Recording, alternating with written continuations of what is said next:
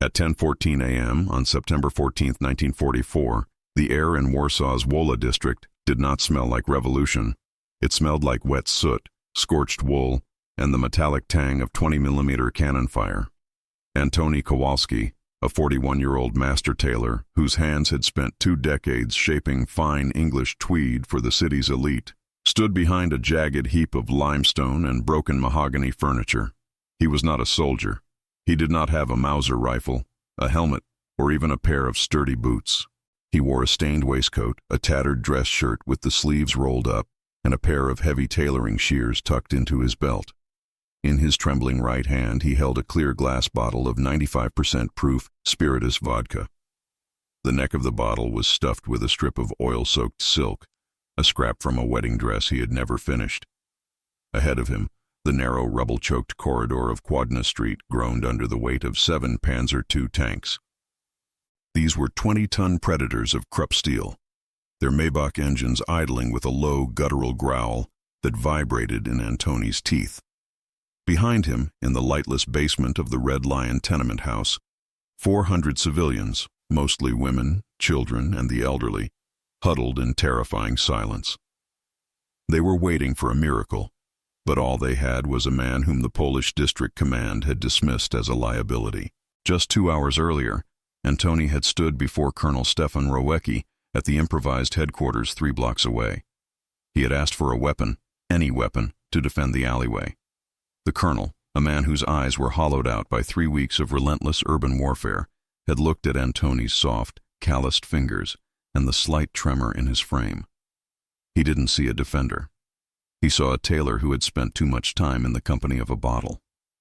Rowecki had pointed to a crate of confiscated high-proof alcohol and a pile of textile scraps. He told Antoni that if he wanted to fight the Wehrmacht with a hangover, he was welcome to it, but he should go back to his needles before he burned his own fingers off. The soldiers nearby laughed, calling him the drunken tailor and mocking his sewing kit of glass and silk. But Antoni Kowalski saw the world differently than the generals did. For 20 years, his life had been defined by structural integrity. He knew that a suit jacket, no matter how imposing, was only as strong as its seams. He knew exactly where the stress points were, where the fabric would give way under tension, where the movement of a shoulder would cause a stitch to pop. As he watched the lead Panzer II lurch over a pile of bricks, he didn't see an invincible machine. He saw a series of welded plates. He saw the gaps in the ventilation slats. He saw the seams of the Third Reich's pride. The wind was a cruel factor that morning. A sudden autumn gale was whipping through the ruins, blowing thick black smoke from the burning textile warehouses directly back into the faces of the Polish defenders. This smoke made traditional aiming with rifles nearly impossible. The German infantry, 40 men strong, moved behind the tanks like shadows, their boots rhythmic against the cobblestones. They felt safe. They had the armor, the firepower, and the wind at their backs. They didn't expect the man in the waistcoat.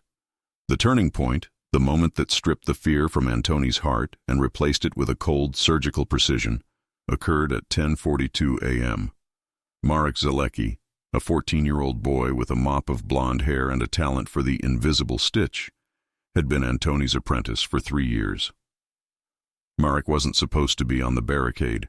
He was supposed to be in the basement, but the boy had a stubborn streak of loyalty. He had emerged from the cellar carrying a bucket of water for the defenders, hoping to earn a nod of approval from the man he viewed as a father. A German 20mm shell, fired blindly from the lead tank to clear the path, struck the corner of a standing brick wall just 6 feet from the boy. The impact didn't just kill him. It erased the structure holding up the tenement's entryway.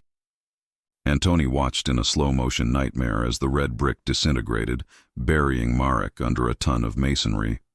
The boy's hand, still clutching the handle of the bucket, was the only thing visible. There was no scream, just the sudden, sickening silence of a life unraveled. Antoni didn't cry. He didn't even move for a full 60 seconds. He stood there, the grit of the explosion settling in his hair, smelling the dust of the wall and the faint scent of the lavender water Marek used to keep his hands clean for the silk. The injustice of it, the sheer mechanical indifference of the tank, snapped something inside the tailor. He reached down, picked up the first bottle of spiritus and looked at the silk rag. The military-grade incendiaries, the Molotov cocktails used by the regular uprising units, were typically filled with a mixture of gasoline and motor oil. They burned long and sticky, like napalm. Antoni's vodka was different. It was pure alcohol. It burned fast, it burned incredibly hot, and it was almost invisible in the daylight. To a soldier, it was an inferior weapon because it lacked the cling needed to melt through thick armor. But Antoni wasn't planning on melting the armor. He was planning on unpicking the seams. He knew the Panzer II's design. He had studied the technical manuals smuggled into the city months ago, not out of military interest, but out of a craftsman's curiosity. The engine was cooled by air drawn through louvers on the rear deck. Those louvers were the seams. If he could get the high-heat alcohol into those vents, he wouldn't need to destroy the tank. He would just need to suffocate the heart of the beast. He signaled to the two other civilians on the barricade, a baker with a broken arm and a retired schoolteacher. They looked at him, seeing the change in his eyes. He told them to stay low and wait for the smoke to shift. He wasn't going to throw the bottles from a distance. The wind would catch them, or the German infantry would pick him off before the glass even broke. No, he was going to use the ruins. He was going to use the narrowness of Chłodna Street, a street he had walked every day for 2 decades. He knew every loose floorboard in the Red Lion, every crawl space, and every shadow. The lead tank was now only 15 meters away. Its turret rotated slowly, the long barrel of the cannon sniffing the air like a predator. The German commander, a young Oberleutnant with a pristine uniform, was visible in the hatch, looking through his binoculars. He saw nothing but a pile of rubble and a dead boy's hand. He signaled for the column to advance. Antoni crouched, his fingers gripping the glass so hard it threatened to shatter. He counted the seconds by the rhythm of the tank's treads. Clack, thud, clack, thud. He needed the tank to pass the first collapsed balcony. He needed it to expose the rear deck. The heat from the engine was already beginning to shimmer in the air, distorting the view of the street. The baker whispered a prayer, but Antoni didn't hear it. He was calculating the trajectory. He was thinking about the way a needle must enter the fabric at a perfect 45-degree angle to ensure the stitch holds. If the bottle hit the flat armor, the alcohol would simply evaporate in a flash of blue flame. But if he hit the seam, the narrow gap between the turret and the hull, or the air intake slats, the liquid fire would pour inward. The lead panzer lurched forward, its left tread grinding over a discarded sewing machine that had been tossed into the street weeks ago. The sound of the metal crushing the machine was a personal insult to Antoni. He waited until the tank was exactly 3 meters below his position in the hollowed-out first floor of the tenement. He struck a match. The flame was tiny, flickering in the gale, but it caught the oil-soaked silk rag instantly. The silk didn't just burn, it hissed. Antoni stood up, exposing himself to the infantry for a split second. He didn't look at the soldiers. He didn't look at the commander. He looked at the rear deck of the tank, specifically the third louver from the left, where the metal was slightly warped from the engine's heat. He threw the bottle. It didn't tumble through the air like a clumsy rock. It spun with the grace of a professional's tool, a perfect, tight rotation. It struck the edge of the air intake with a sharp, crystalline crack. For a heartbeat, nothing happened. Then, a roar of invisible blue flame erupted from the engine compartment. The high-proof spiritus didn't just burn. It expanded. The air inside the engine was sucked out by the vacuum of the flash. The Maybach engine coughed once, twice, and then died with a violent shudder. The Oberleutnant in the hatch didn't even have time to scream before the secondary explosion. The fuel lines, catching, sent a pillar of fire straight up into the autumn sky. The lead tank was dead in the water, blocking the narrow street for the 6 panzers behind it. The drunken Tailor had just made his first cut, and the 90-minute countdown to the survival or the massacre of 400 people had just begun. The smoke from the 1st Panzer II, now a funeral pyre of black rubber and high-octane gasoline, billowed upward in greasy, suffocating clouds. But the victory was momentary. The 6 remaining tanks did not retreat. They recalibrated. The 2nd tank in the column, commanded by an experienced veteran who had seen the fields of France, didn't hesitate. It used its reinforced frontal glacis plate to shove the wreckage of the first tank aside. The sound was a screeching metallic howl that echoed through the narrow alley of Quadna Street. The sound of 40 tons of steel grinding against steel. Antoni Kowalski, crouched in the skeleton of a second-story dining room, felt the floorboards vibrate with the raw power of the Maybach engines. He was now facing a coordinated assault. The German infantry, realizing the threat came from above, began a systematic suppression.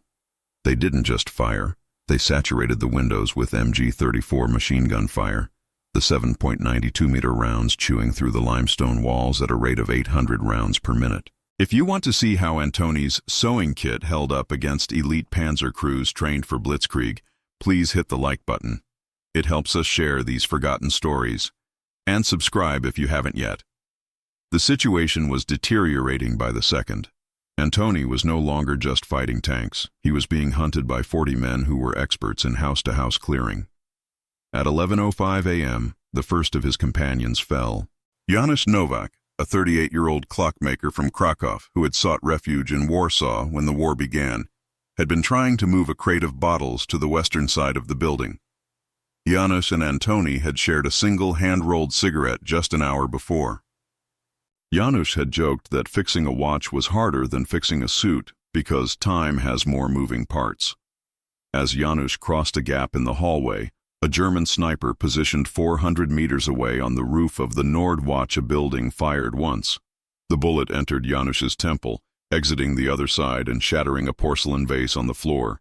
He died instantly, his body slumping over the crate of spiritus, his fingers still clutching a rag. Antoni watched from 5 meters away, unable to move as the machine gun fire turned the hallway into a corridor of flying splinters. 7 minutes later, at 11:12 a.m., the building shook with the force of a hand grenade. Elżbieta Ela Wisniewska, a 22-year-old nurse who had been helping Antoni organize the silk scraps, was caught in the blast. Ella was from the heart of Warsaw, a woman who had once brought Antoni a torn nursing uniform to mend, laughing that the war was hard on the knees. She had been attempting to drag a wounded insurgent away from the stairwell when the grenade, a Model 24 steel hand granate, bounced through the open doorway. The explosion was contained within the narrow stone corridor, amplifying the pressure wave to lethal levels. Ella was thrown against the wall, her internal organs failing from the concussive force. She looked at Antoni, her mouth moving but no sound coming out, before her eyes clouded over. Antoni was alone.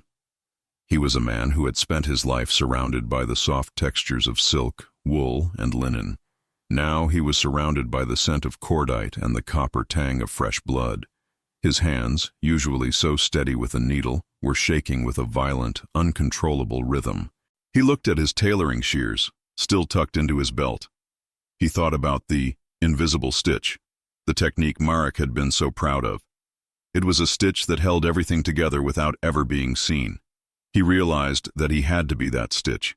He had to be the invisible force that held the Red Lion together. He crawled through the debris, moving toward the rear of the building. He knew that the 3rd and 4th tanks were moving into position to shell the basement directly. If they leveled the building, the 400 people below would be buried alive. The temperature in the room had risen to nearly 40 degrees Celsius due to the nearby fires, and the sweat was stinging Antoni's eyes. He wiped his face with a sleeve that was already black with soot. He reached a small circular window in the attic, a space normally used for storing old mannequins and bolts of outdated fabric. From here, he had a vertical view of the Third Panzer II. This tank was different. The crew had tied sandbags to the rear deck to protect against grenades. Antoni studied the seam. The sandbags covered the vents, but they created a new vulnerability. The heat from the engine was being trapped, causing the metal of the hull to expand at a different rate than the turret ring. He saw a gap of exactly 4 centimeters, the perfect entry point for a liquid incendiary. As he prepared his second bottle, a burst of machine gun fire from the street raked the attic. A bullet grazed the top of his left ear, tearing a 2-centimeter notch in the cartilage. The pain was sharp and hot, like a needle prick, but 1,000 times more intense. Blood began to pour down his neck, soaking the collar of his waistcoat. He didn't flinch. He couldn't afford to. He took a bottle of 95% spiritus, checked the silk wick, and waited. The third tank, a 140-horsepower beast, was rotating its turret toward the Red Lion. Antoni could see the loader through the open hatch, his face pale and covered in oil. The distance was 4.2 meters. Antoni didn't just throw the bottle. He calculated the arc to account for the autumn gale that was still screaming through the ruins. He waited for the wind to gust, then die down for a split second. He struck the match. The blue flame of the alcohol was almost invisible against the gray sky. He dropped the bottle. It didn't break on the sandbags. It slid between them, shattering directly against the turret ring. The result was immediate. The spiritus, being a pure solvent, dissolved the grease in the turret ring instantly before igniting. The fire didn't stay on the outside. It was sucked into the fighting compartment by the tank's own ventilation system. Antoni heard the muffled whoomp of oxygen being consumed. Thick white smoke began to pour out of the hatch. The loader scrambled out, his uniform a sheet of blue flame, only to be cut down by the Polish snipers 3 blocks away. The third tank was dead, its turret jammed at a useless 45-degree angle. But the Germans were learning. The fourth tank didn't move forward. Instead, it backed up, creating a kill zone. They brought up a specialized unit, a Flampanzer, a tank equipped with a flamethrower. This was Antoni's nightmare. The Flampanzer could spray a stream of burning oil up to 25 meters, a temperature of over 800 degrees Celsius. It began to sweep the face of the Red Lion tenement, the liquid fire clinging to the brick and wood, turning the front of the building into a furnace. Antoni felt the heat through the floor. The oxygen in the attic was disappearing. He had to move, but the only way out was across a collapsed floor joist that was only 10 centimeters wide. He stood up, his boots slipping on the blood and dust. As he stepped onto the joist, the wood groaned. A German infantryman in the street saw him and fired a burst from an MP-40. The 9mm rounds missed Antoni's head by a mere 3 centimeters, one of them lodging in the wooden mannequin he had been using for cover. He dove forward, the floor collapsing behind him with a thunderous crash. He was now in the remains of the third-floor kitchen. He was trapped. The flamethrower was systematic, burning away the very air he needed to breathe. He looked at his last 4 bottles of vodka. He had 90 minutes to save 400 people, and 45 of those minutes had already evaporated. Then he saw it, a new piece of information that changed the entire tactical landscape. The German infantry was moving a heavy MG-42 machine gun nest into the Green Pharmacy across the street. This pharmacy had a basement full of medicinal alcohol and pressurized oxygen tanks used for the local hospital. The pharmacy was connected to the street's gas main, which had never been properly shut off. Antoni realized that the Germans, in their haste to secure a firing position, had placed their most powerful weapon directly on top of a powder keg. If he could hit the pharmacy's cellar window from his current position, he wouldn't just kill the machine gunners, he would create a wall of fire that would split the German column in 2. But the window was 70 meters away, and he was throwing a glass bottle against a gale-force wind. He looked at his tailoring shears. He looked at the silk rags. He remembered a trick he used for measuring difficult hems on heavy winter coats. He needed weight. He needed a stabilizer. He took the heavy iron shears and used a strip of silk to lash them to the side of the vodka bottle. He was creating a makeshift javelin. It was aerodynamically crude, but it was heavy enough to fight the wind. He stood at the edge of the burning kitchen, the flames licking at his heels. He could hear the screams of the civilians in the basement below, muffled by the layers of stone but rising in pitch as the smoke began to seep through the floorboards. The Red Lion was dying. Antoni Kowalski, the man who trembled at a needle prick, gripped the shears and the bottle. He wasn't a tailor anymore. He was a surgeon, and the city of Warsaw was his patient. He took a deep breath of the scorched air, ignored the searing pain in his ear, and stepped into the light of the fires. He had one shot to unpick the final seam of the German advance, and the wind was starting to howl. At 11:31 a.m., the air around the Green Pharmacy was shimmering with the invisible leakage of a ruptured gas main. Antoni Kowalski stood on the precipice of the third-floor kitchen, his boots half melted from the heat of the floorboards. In his hand, the 4-kilogram tailoring shears were lashed to a bottle of 95% proof spiritus with a strip of royal blue silk. He didn't have a rangefinder. He had the muscle memory of a man who had measured 10,000 inseams. He knew the weight of his tool. He knew the resistance of the air. He ignited the wick. The silk hissed, a predatory sound that was lost in the roar of the Flampanzer's jet. Antoni stepped back 2 paces, then lunged forward. He threw the javelin, not at the German soldiers, but at the cellar window of the pharmacy, 70 meters across the debris-choked street. The bottle spun, stabilized by the weight of the heavy iron shears. It cut through the autumn gale like a needle through linen. The impact was surgical. The glass shattered against the pharmacy's limestone foundation, and the spiritus ignited the pooling medicinal alcohol. 3 seconds later, the gas main detonated. The explosion didn't just kill the machine gun crew. It turned the green pharmacy into a volcanic vent. A wall of blue and orange flame, 40 feet high, erupted across Kładna Street, effectively bisecting the German column. The 5th and 6th Panzers were now trapped behind a lake of fire, unable to see or fire through the thermal distortion. But the 4th tank, the Flampanzer, was already on Antoni's side of the fire. The tank's commander, realizing his infantry support was being incinerated, panicked. He turned the flamethrower's nozzle toward the Red Lion's main entrance. Antoni knew he had less than 60 seconds before the fire reached the basement stairs. He scrambled down the internal skeleton of the building, jumping 3 meters into the rubble of the first floor. His ear was still bleeding, the copper scent of blood mixing with the chemical stench of the pharmacy's explosion. He had 2 bottles left. This was the final seam.